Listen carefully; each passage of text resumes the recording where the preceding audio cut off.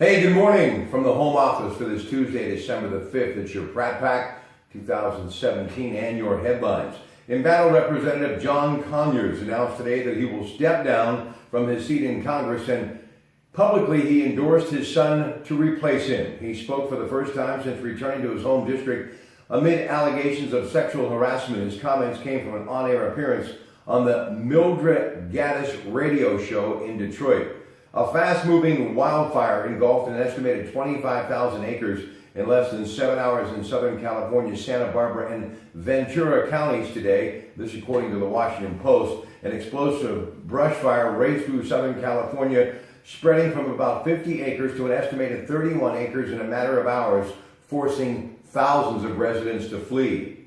From Jerusalem, Muslim world continuing to pressure the President Donald Trump administration. It's intensifying after the White House left open the possibility of moving the U.S. Embassy to Jerusalem, despite warnings it could cause Middle East peace unrest and could touch off violence. The Trump administration allowed a deadline to pass yesterday for signing a waiver that keeps the embassy in Tel Aviv. The waiver allows the State Department to avoid fines for not moving the embassy to Jerusalem, which Israel regards as its undivided capital. The Palestinians also hope that mostly Arab East Jerusalem would be the seat of possibly a future state. The White House said yesterday the president was still deciding on the next U.S. move, which could include formally recognizing Jerusalem as Israel's capital, but holding back on Trump's campaign promise to move the embassy. From Bloomberg, an old new wave rock band that never released a #1 song in the U.S. is selling more concert tickets than the biggest pop stars in the world.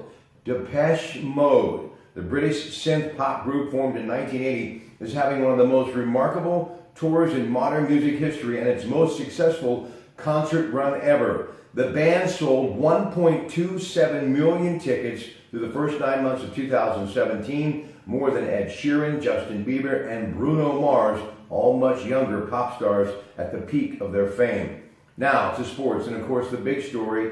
Steelers offered a optimistic update on linebacker Ryan Shazier, and Ian Rappaport reporting some slight movement, but the next 24 to 48 hours are key. Steelers went on to win the game 23-20 when Chris Boswell kicked a field goal on the final play.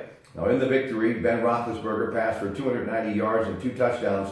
Le'Veon Bell rushed for 76 yards, but also proving his versatility. He caught 5 catches for 106 yards and a touchdown. Steelers play Sunday night at Heinz Field at 8:30 against Baltimore on NBC. Pens 15-10-3 will host the Rangers tonight at 7:30, and that game will be seen across the country on the NBC Sports Network. Pitt's going to host Mount St. Mary's at the Peterson Event Center tonight at 7. You can hear it on 93.7 The Fan. Now, for those of us who love baseball, big weekend at PNC Park, Pirate Fest 2017, presented by Chick-fil-A, and it's going to be happening from noon until 6. Kids can get free autograph sessions in the Rivertown Brewing Hall of Fame Club. They'll meet such players as Francisco Cervelli, Josh Bell, Felipe Rivero, Jamison Tyon, and Sean Rodriguez. More free autographs and photos for adults and kids by former Bucco stars Doug Dravic, Mike LaValliere, Sid Bream, John Smalley, Omar Moreno, and Jack Wilson.